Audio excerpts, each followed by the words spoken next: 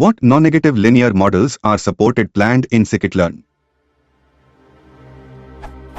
Scikit-Learn offers a large variety of useful linear models. However, I am working on a problem which is linear with non-negativity constraints, i.e. solution variables should be non-negative.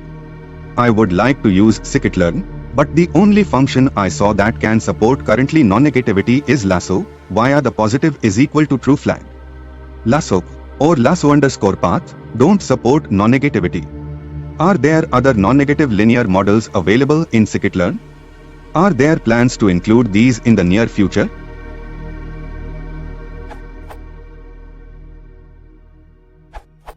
The current stable version of Scikit-Learn supports the positive quark and lasso_path, though the latter isn't mentioned in the doc string, it seems. Example of non-negative lasso_path usage, this URL. The Elastic Net and associated CV versions also support a non-negative option.